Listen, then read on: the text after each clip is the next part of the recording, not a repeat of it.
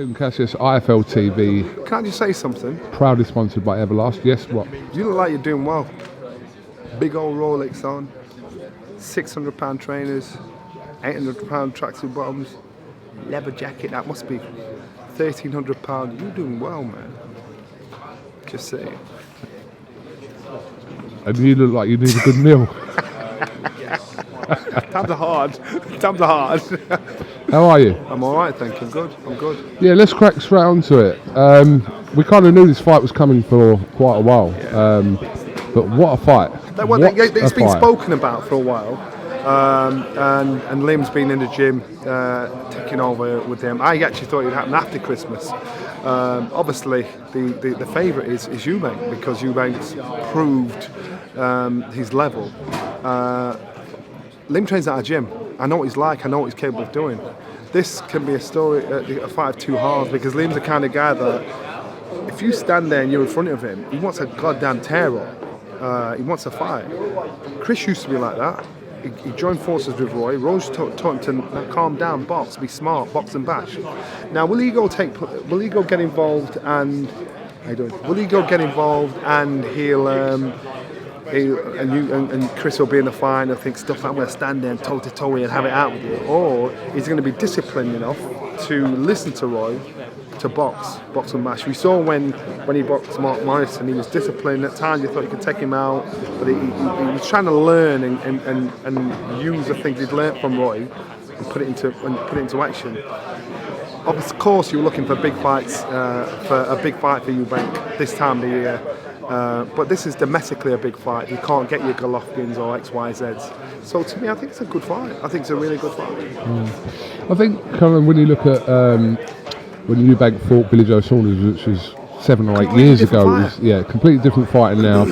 But also when he fought DeGale was obviously the very end of his career. Obviously he hasn't and retired after that. So opponent-wise, this is one of the most live opponents that Chris EUBANK would have been in the ring with. You've got two fighters that are ambitious, that are hungry, that it means as much to one another. So you've got two fighters like that. Now the difference is, Chris has been on a big stage fighting these guys. Liam hasn't had as much big stage experience. But you've got two live fighters that are hungry, two live fighters that want this. And so, the amount of times, once this was announced, so many people said, you know what, this is a dangerous fight. It's a good test to fight, because he's in with a live opponent that wants it as much, if not more than he does.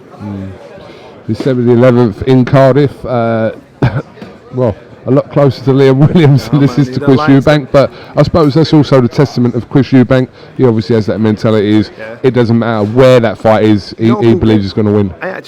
I was one of those fighters that I didn't mind. I actually preferred boxing in the fighter's backyard, being booed and jeered at, because it brings something out. You just get booed in the street anyway, though. I actually liked it. No one likes that. Stop talking shit. No one likes being booed. I actually liked it because I just thought, you're going to get me, I'll get you, mate. You know, that actually worked for me. So when Chris did that, I'm thinking, well, good on him. For Liam, he's at home. Things are in his favour, you know, and he's going in there. It's a big fight. It's a tough fight. And so now it's going to be corners against corners. It's going to be fighters against fighters. Liam's going to have his hometown, his home crowd behind him, backing him up. So again, I just think I'm looking forward to it. It's a good way to finish the year. And it's not on pay-per-view. And it's free. It's free again. So you've got. Well, nothing's for free. Yeah, all right. Free as in free, but free kind of free. Yeah, kind of free. Yeah, but again, you can walk in the pub and it'll be there on the screen and be thinking, I'll watch this. But it's a good fight. These guys have got to do their job in regards to selling to the public to say, look, you know, this is a real fight. And I'm telling you now, knowing Liam and how I know him, he's a kind of no-nonsense kind of guy. I said he's a bit of a bonehead where he just thinks, you know what, don't bullshit me. I'm a straight talker. This is what I do.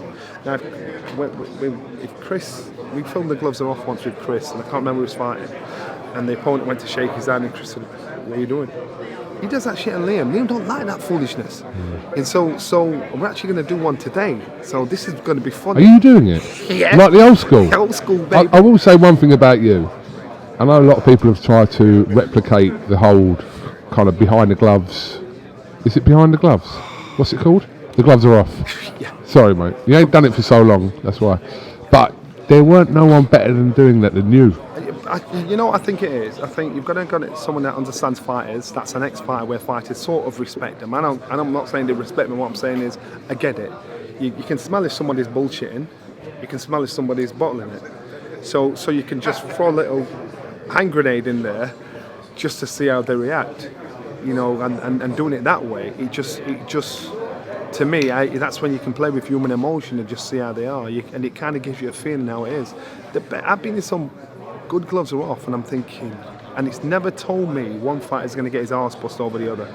But I want to read how this one goes on. The only thing I didn't like about Beyond the Glove, what's it called? The gloves are off. The gloves are off. Okay. The only thing I didn't like it when you were doing it is that you would always side with one fighter and look very biased towards one.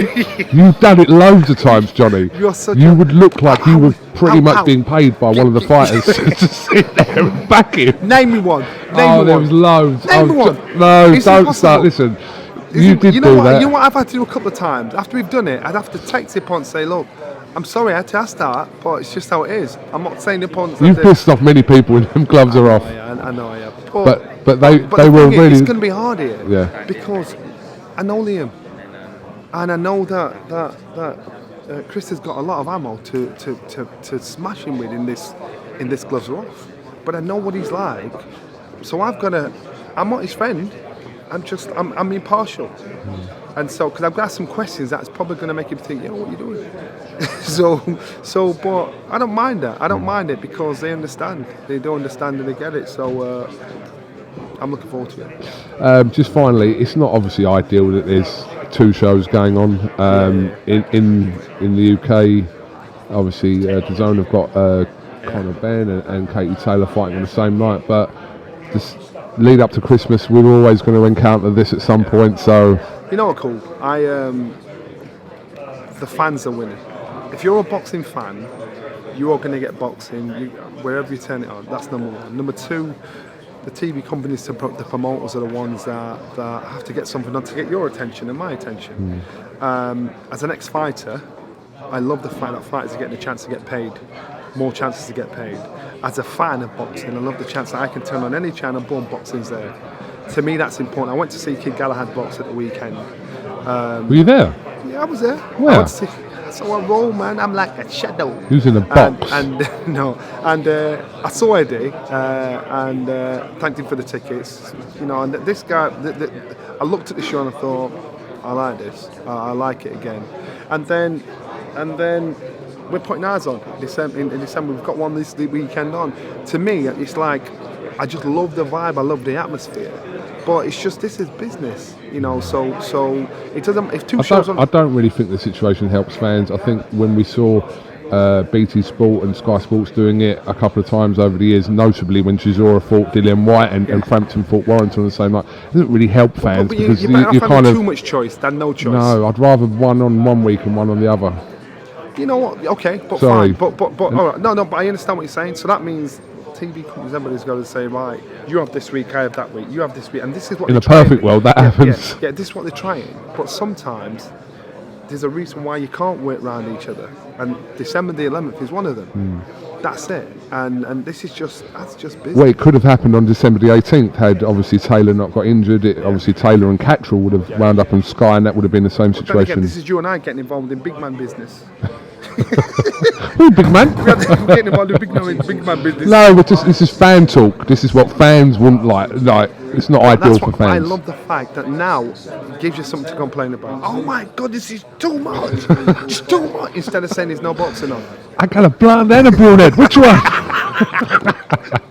That's what I'm saying. So I like that, you know, and it's exciting. I get what you're saying. I just think, you know. So let me ask you, if you had no choice or too much choice, which one you want? Yes, we do want, but just when shows clash, it doesn't happen often, though, does it? It doesn't, but when it does happen, it's frustrating. One of those, you're finding a problem to every solution. It is frustrating, and that's not a gripe on either broadcast, I'm just saying in general. And December the 11th was always the date touted for this fight. Yeah. Obviously, Matchroom and DAZN announced their one a little bit sooner, but it just, I don't know, just rather it somehow been worked out. Press record. Mate. Press record. That's it. Press record, because if you in one city in another city, one's in Cardiff, one isn't. Press record. What happened to you? Johnny's just thought of a groundbreaking idea how to watch 2 shows in one night. Well done. I do need to ask you would have seen obviously this stuff about Canelo, who's bid to fight a cruiserweight against Makabu, has been accepted by the WBC. Is that madness or what? Not madness. I think it's not, but I'm just asking. You know what? I'm a massive fan of Canelo's talent. Because I think he's a brilliant boxer. I think he's done stuff, and I'm thinking, whoa, that's like bad, wicked. Unfortunately, Canelo's going to have that dark cloud there because of past history, where it's just hard to not think about that. But Canelo, as a fighter, I think technically he's amazed me every time. He's done something different, and I think again with Makabu, I think this is something he can do. People remember Roy Jones when he stepped up to heavyweight, and they thought, what's he doing? Can he step up to heavyweight? Or is that depends on who the champion is, yeah. Because he couldn't step up to fight Tyson Fury, too big, too long, too heavy, too strong. Deontay Wilder couldn't do it with him. He could do it with Ruiz. He could. Could he beat Ruiz in your opinion? Yes, man. So you got to. So it's a case of who the champion is at the moment. So Makabu is the right person as far as he's concerned. He can do it. Still going to weigh over 200 pounds, right? I actually thought he'd go against someone like Bivol, because it's a good fight, ambitious fight. But you just got to look. I think this guy technically is. In fact, his last fight against Plant was the worst he's boxed as a champion. And he boxed well, but he's boxed better than that before. And so again, and that, you know what, he's done a lot in the last 11 months. He might be tired or whatever, but he's actually boxed better than he did before than he did when he boxed Plant. We don't know if that's going to happen, but I think May, that's like, seems like a serious option. It's got your attention. Intriguing, yeah, 100%.